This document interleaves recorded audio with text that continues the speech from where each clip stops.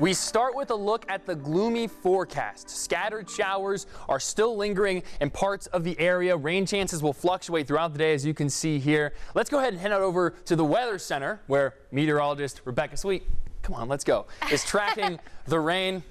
Becca, standing in front of the green screen, that's a lot of fun. You did so good, Lewis. Thank it you. was impressive. We're working on it. We're working on it. I know it kind of surprises you when it pops up behind you, but when you have rain on either side of you, it really does make you feel like you have that gloomy forecast in store. So we are seeing a little bit of a break from the rain currently, which is nice. May even see a little bit of sunshine, but with that. Fantastic. Awesome. Thank you as always, Becca. All right, today, top congressional leaders are back at the White House as the government shutdown approaches week 3. The budget battle over the border wall remains the focal point of those conversations. But as NBC's Susan McGinnis explains, a compromise doesn't seem to be part of the discussion. Thank you, Susan. Meanwhile, Tennessee gained a new congressman for its 2nd district. Former Knox County Mayor Tim Burchett was sworn into the seat in Washington, D.C. He even gave House Speaker Nancy Pelosi a couple of fist bumps during the celebration. The Bearden High and UT grad has spent the last 25 years in public service. What would they think of you today? I think they would just be so proud they couldn't stand it. Now here's a look at the dimensions of the congressman's district. It stretches across East Tennessee. More than 740,000 people live in it. Jimmy Duncan and his father before him held the seat for 54 years. It's one of 9 seats Tennessee holds in the House. Do you solemnly swear to support and defend the Constitution of the United States against all enemies, foreign and domestic? Tennessee also elected its first female senator, Marsha Blackburn. She is also one of the first 2 female members of the GOP to be appointed to the Senate Judiciary Committee. She replaces retiring Senator Bob Corker. Her term will last 6 years. A person is hospitalized yesterday after 2 explosions at Holston Army ammunition plant in Kingsport. They will be okay. Fire authorities tweeted out the victim is expected to be released from the hospital today. BAE says the explosions were sparked by a controlled burn. It says the fire is now out. The Tennova Hospital in Powell is no longer diverting all ambulances to other emergency rooms, according to AMR. Yesterday, North Knoxville Medical Center was so full it told ambulances not to bring any more patients to its ER. The diversion ended this morning. Knox County Schools is teaming up with law enforcement to boost bus safety for students. Today, several agencies announced an enhanced penalty for passing a stopped school bus on certain roads. Authorities say drivers who pass a bus could face a fine from $250 to $1,000. Drivers could also be charged with a misdemeanor or felony such as reckless endangerment. All agencies say the safety of children is worth stopping for. It's important to us because the children of this community are important to us. Our children are our most precious resource, and we need to do everything possible as law enforcement and as prosecutors to protect them. KCS officials say bus drivers reported more than 600 incidents where a vehicle passed a bus during the 2017-2018 school year. Today, the Knox County Board of Education laid out its most important points for the upcoming legislative session.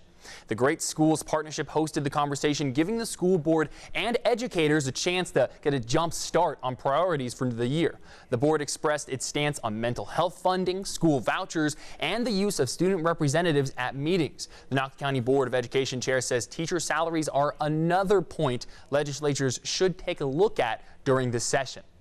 Of the big 5 or 6 systems over 30,000 in the state, we are the lowest. So the time has come where we really need to get serious about taking care of our teachers. The Great Schools Partnership also brought up plans to bridge literacy gaps across the district. Knox County Mayor Glenn Jacobs is using his money and experience as a WWE star to help East Tennesseans perfect their smackdowns. The mayor, also known as Kane, is teaming up with famous WWE trainer Tom Pritchard to open a wrestling academy in Knoxville. The academy is meant to help serious students who want to get into the world of professional wrestling. Of course, classes are set to begin January 7th. Sounds like I might have a new day job coming up. All right, soon pets at Young Williams Animal Shelter will have a new place to rest. This weekend, the center is starting a new renovation project to a large holding room for dogs. Until the project is complete, dozens of dogs need a temporary place to live. 10 News reporter Yvonne Thomas shares how you can host a doggy sleepover at your home. Appreciate it. For now, we'll send things back over to you. Yvonne, I think I might need you to come back and anchor for the rest of the show. I got to go over there and go help out these doggos, you know what I'm saying? All right, thank you so much. All right, coming up, a new law aims for transparency in healthcare. Why posting hospital prices online may not help you as much as you think. Plus, one airline says it doesn't trust an airport's water. Why it's worried passengers could get sick. Next.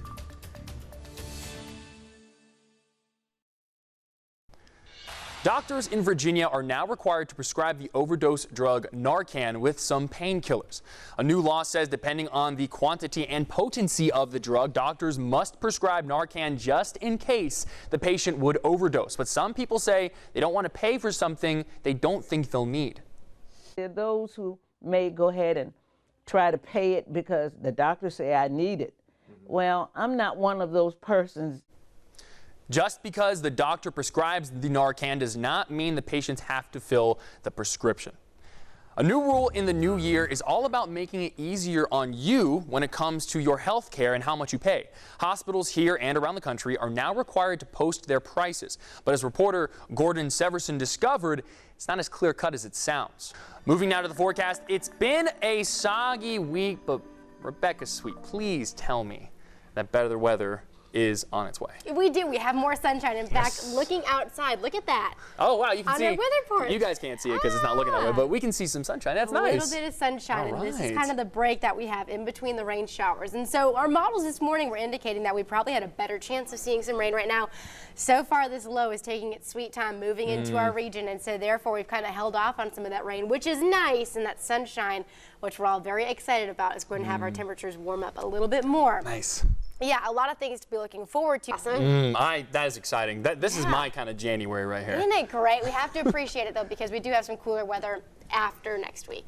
Later. Yeah, later. Thank you, Becca.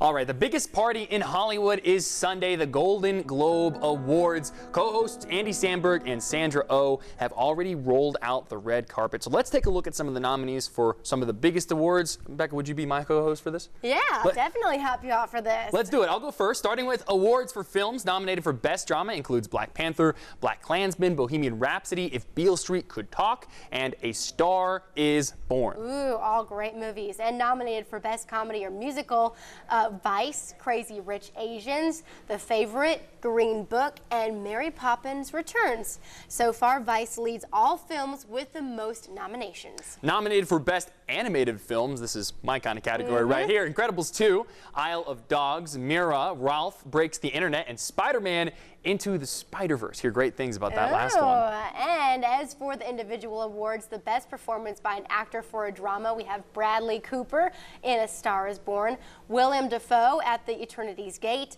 Lucas Hedges in Boy Erased, Rami Malek, hopefully I said his name right, for the performance in Bohemian Rhapsody, and John David Washington in The Black Klansman. Bradley Cooper singing in A Star Is Born. Have you seen it? Maybe it's time to let you away now. Lewis, why did they cast you in that? Thank you. Oh my gosh, please. And finally, the actress nominated for theater. Here to talk about some of the newest highlights is Historic Tennessee Theater Foundation Executive Director Becky Hancock. Becky, first off, I understand you all have a podcast. Is that true? We do. Tell me a little bit about the podcast. You know, so many people come up to me at the theater, they walk in, they see my name tag, and they walk over to me and they say, my parents had their first date here, or I used to come here as a kid for movies, or they just love to share their stories about the Tennessee Theater. So we thought, let's collect those stories and share them with everybody. Oh my gosh, that's awesome. Yeah, so our first episode dropped on December 28th, so it's brand new. It is available on our website, tennesseetheater.com/podcast. Wow. And you can sign up there for new episodes. We're not going to do something new every week, but we do have a couple more in the hopper, so I expect maybe 4 or 5 throughout the year. That's really cool. A chance just to kind of revisit some of those fun stories that people experience. History and little known facts. Yeah, it's going to be a great way to learn a little bit more about the Tennessee Theater. Make sure you like and subscribe, leave a comment, all that good stuff. But let's turn now to the theater itself. What show is in town this week? Well, we have a very big show for the first of 2019, Les Miserables, the Broadway mainstay, and we have 7 performances, and unfortunately for your viewers today, they're all sold out. Oh, man. But we started on Wednesday night. We have 2 today, we have 2 Saturday, and 1 on Sunday. So if you have tickets, I did see the show on Wednesday night. It was fantastic. Oh, I'm sure. Wonderful production. Wow. it's incredible to see this full-scale Broadway show, 11 tractor-trailer trucks of stuff in the Tennessee Theater. So great show this weekend. And I understand that you also have a special seminar coming up tomorrow. Yes, Showbiz Saturday. We have 2 different versions, one that's geared more for adults and then one for high school kids. It's just a history lesson about Les Mis and about how the show was created about 35 years ago, led by a woman named Kristen Presley, but she goes by Dr. Broadway. So she's a history enthusiast about Broadway. It's at the History Center across the street from the Tennessee Theater. We still have some slots available. No registration needed for the 10 a.m. grown-up session. So the kids session is all full. Well, it sounds like a fantastic opportunity to learn. And you also have a great lineup of concerts this month. What artists are going to be there? Yeah, we do have a lot of stuff in January. Our Mighty Musical Monday concert's a free monthly Wurlitzer organ concert. That's on Monday the 7th at noon. The Knoxville Symphony will be in a couple times in January. They'll do their Masterworks concert, and then of course a free concert on Martin Luther King Jr. Day to celebrate that holiday. And there's a lot of things going on. I really encourage your viewers to go to our calendar at tennesseetheater.com/events to see everything that's coming up. They'll have to check it out. It sounds like you guys are always having so much fun over there. We are busy, busy. There you go. Good. Rather be busy than bored, right? That's true. There you go. Awesome. Thank you so much for coming. You're Appreciate welcome. you. Thanks. All right. Coming up, as the government shutdown drags through day 14, its effects are being felt across the country. How the shutdown could impact everything from your tax refund to the beer and wine industries just ahead. The government shutdown is approaching its 3rd week as the budget battle over the border wall continues. And now President Trump is negotiating with a Democrat-controlled House of Representatives. He was set to meet this morning with congressional leaders. Last night, the House approved a plan to reopen the government, but that plan included no money for the border wall, and the Senate Republicans refuse to consider that. So I would call it political theater, not productive lawmaking.